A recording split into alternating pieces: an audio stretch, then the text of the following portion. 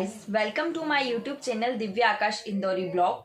और आज का ब्लॉग बहुत ज़्यादा हेल्पफुल होने वाला है क्योंकि आज मैं आपको बताने वाली हूँ कि डिलीवरी के बाद जो आपका बेली फैट बहुत ज़्यादा बढ़ जाता है उसे आप कैसे इजीली कम कर सकते हैं। आज हम जानेंगे बेली फैट कम करने के लिए क्या हमें कोई स्पेशल डाइट लेनी चाहिए या फिर हमें एक्सरसाइज करनी चाहिए या फिर हमें डॉक्टर से कंसल्ट करके बेली फैट बर्निंग के लिए कुछ पिल्स लेनी चाहिए। जो लोग मेरे चैनल पे नए आए हैं और जिन्हें नहीं पता कि मेरी 2 इयर्स की बेबी है और मैं आपको आज यही बता रही हूँ, अपना पर्सनल एक्सपीरियंस आपके साथ शेयर करने वाली हूँ कि मैंने मेरा बेली फैट कैसे कम किया। और इसके लिए मैं आपको शो भी करने वाली हूँ कि मेरे 2 इयर्स में मैंने अपना बेली फैट कितना ज़्यादा कम किया है। तो आइए मैं आपको बताती हूँ। तो फ्रेंड्स देखिए यहाँ पर मेरा टमी कितना फ्लैट दिख रहा है और अगर आप ये सारे टिप्स फॉलो करते हैं तो डैम श्योर आपकी टमी भी ऐसी होने वाली है। सो फ्रेंड्स वीडियो को पूरा ज़रूर देखिएगा, स्किप मत कीजिएगा क्योंकि इस टिप से आप अपना बेली फैट इजीली कम कर सकते हैं। और लास्ट टिप जो मैं आपको बताने वाली हूँ वो बहुत ही 100% गारंटेड है कि आप अपना बेली फैट उससे इजीली कम कर लेंगे। तो प्लीज़ वीडियो को एंड तक ज़रूर देखिएगा। अगर मैं मेरी बात करूँ तो बिफोर प्रेगनेंसी मेरा जो वेट था वो समथिंग था 52 kg के समथिंग। और आफ्टर जब 9 मंथ चल रहा था प्रेगनेंसी कंसीव करने के बाद तो मेरा जो वेट हो गया था वो हो गया था लगभग 72 kg, मतलब 20 kg मैंने वेट गेन कर लिया था। जो सबसे पहला उपाय होता है वो ये है कि ये आफ्टर डिलीवरी ही आपको करना है और डॉक्टर भी आपको रिकमेंड करते हैं कि डिलीवरी के बाद आप एब्डोमिनल बेल्ट या फिर बेली बेल्ट जो होता है वो ज़रूर यूज़ करें। और नॉर्मल डिलीवरी और सिजेरियन डिलीवरी इन दोनों के लिए अलग अलग बेल्ट आते हैं। नॉर्मल डिलीवरी के लिए कुछ इस टाइप से बेल्ट आपको मिलेगा। जो नॉर्मल डिलीवरी वाले हैं वो ये बेल्ट इजीली यूज़ कर सकते हैं और नॉर्मल डिलीवरी के बाद तो 3 to 4 डेज के बाद ही बेल्ट यूज़ करना स्टार्ट हो जाता है। बट यदि आपका सी सेक्शन हुआ है, जैसे कि मेरा भी सिजेरियन डिलीवरी हुआ था, तो मैंने कब से ये बेल्ट लगाना स्टार्ट किया तो मैंने आफ्टर 15 डेज, मेरे ऑपरेशन के आफ्टर 15 डेज के बाद मैंने बेली बेल्ट लगाना यूज़ करना स्टार्ट किया था। और सिजेरियन के लिए जो बेली बेल्ट होता है वो कुछ इस तरीके से आपको मिलेगा। और बहुत सारे लोग बोलते हैं कि सिजेरियन के बाद बेली बेल्ट यूज़ नहीं करना चाहिए, टाँके में कुछ प्रॉब्लम हो सकती है। तो मैं आपको बता दूं कि अगर आप आफ्टर 15 डेज बेली बेल्ट यूज़ करते हैं तो ये बहुत ही यूज़फुल है आपके लिए, क्योंकि मुझे डॉक्टर ने इसे रिकमेंड करा था और डॉक्टर की हेल्प से ही मैंने ये बेल्ट यूज़ करना सीखा था। और मैंने लगभग 1 to 2 मंथ तक इस बेल्ट को लगाया और देन उसका बहुत अच्छा रिस्पांस था। बैक पेन से मुझे काफ़ी रिलीफ मिला, साथ में मुझे फीडिंग करवाते समय भी काफ़ी सपोर्ट मिलता था। तो गाइज ये स्किप बिल्कुल मत कीजिएगा। सेकंड चीज़ होती है कि हमें हमारा वेट लॉस करने के लिए या फिर बेली फैट कम करने के लिए क्या कोई स्पेशल डाइट लेनी चाहिए।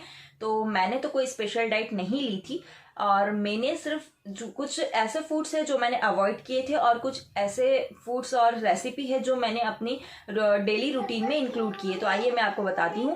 फर्स्ट मैंने जो यहाँ पर इंक्लूड किया था वो तो हाई फाइबर और high protein diet. High fibre high protein diet में क्या होता है तो उसके अंदर आप सभी को पता है नॉर्मली हरे पत्तीदार सब्जियां हमें खानी होती है। हाई प्रोटीन के लिए आप थोड़ा सा पनीर ऐड कर सकते हैं, मिल्क यहाँ पर आप ऐड कर सकते हैं और साथ में आपको ऐड करने होते हैं लॉट्स ऑफ ड्राई फ्रूट्स। अगर आप ड्राई फ्रूट्स अपनी डाइट में रेगुलरली ऐड करेंगे, हरे पत्तीदार सब्जियां ड्राई फ्रूट्स के अलावा जो आपको ऐड करना है वो है 2 सीजनल फ्रूट। आपको डेली बेसिस पे रोज डेली 2 सीजनल फ्रूट जरूर खाना है। अगर आप एप्पल लेते हैं डेली बेसिस तो बेटर है, इसके अलावा एक और सीजनल फ्रूट ऐड करें जिससे कि आगे जाके आपका बेली फैट बहुत जल्दी कम होगा। ये तो बात हो गई कि आपको अपनी डाइट में कौन कौन से फ्रूट्स कौन को ऐड करने हैं। अब मैं बात करती हूँ कि आपको कौन कौन सी चीज अवॉइड करनी है खाने में जिससे कि आपका बेली फैट ना बढ़े और जो बढ़ा हुआ बेली फैट है वो जल्दी से रिड्यूस हो जाए। तो फर्स्ट आपको बहुत ज्यादा तला हुआ, बहुत ज्यादा मिर्ची मसाले वाला खाना अवॉइड करना है। सेकंड सबसे इम्पोर्टेंट है राइस।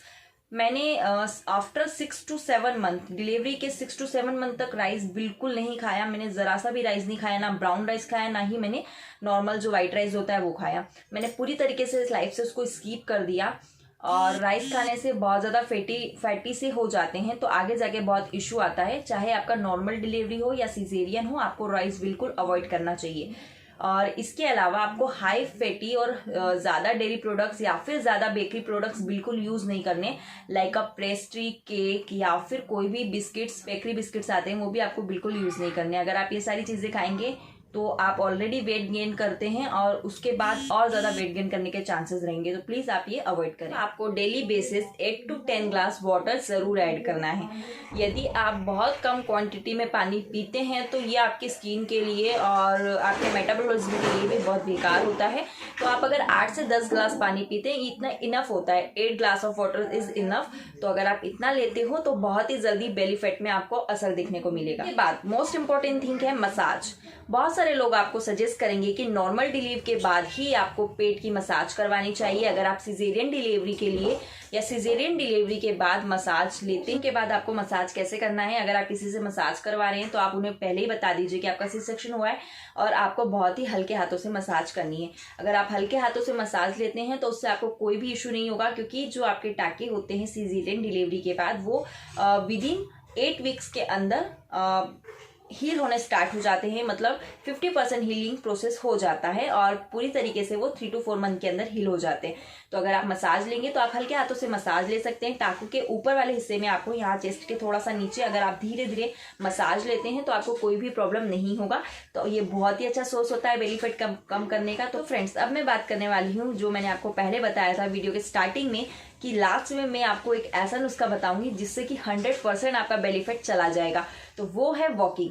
अगर आप डेली बेसिस वॉकिंग करते हैं, चाहे नॉर्मल हो चाहे सिजेरियन हो, सिजेरियन के बाद भी अगर आप वॉकिंग करते हैं तो आपके लिए बहुत ज़्यादा अच्छा और बहुत ज़्यादा हेल्पफुल होगा।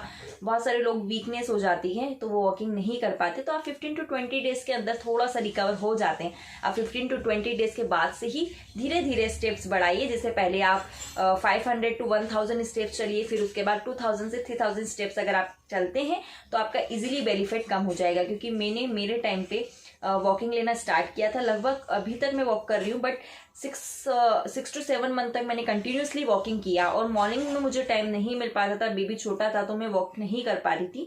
तो मैंने नाइट में डिनर के 10 to 15 मिनट्स के बाद वॉकिंग स्टार्ट किया था। मेरे हब्बी और मैं, हम वॉक पे जाते थे, गॉसिप्स करते थे। वॉकिंग कब हो जाता पता नहीं चलता था।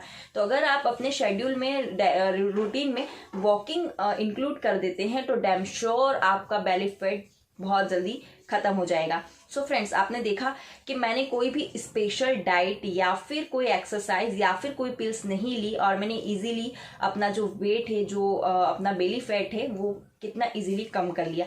तो ये सारी चीजें अगर आप इंक्लूड करेंगे डेली बेसिस, अगर आप ये सारी चीजें फॉलो करेंगे तो डैम श्योर आप अपना बेली फैट बहुत जल्दी कम कर लेंगे। तो अब मिलती हूँ मैं नेक्स्ट ब्लॉग में। अगर आपको मेरा ये ब्लॉग अच्छा लगा हो तो प्लीज लाइक, कमेंट और शेयर करना मत भूलना। न्यू है तो सब्सक्राइब कर दीजिएगा। मिलती हूँ नेक्स्ट ब्लॉग में, तब तक के लिए बाय बाय।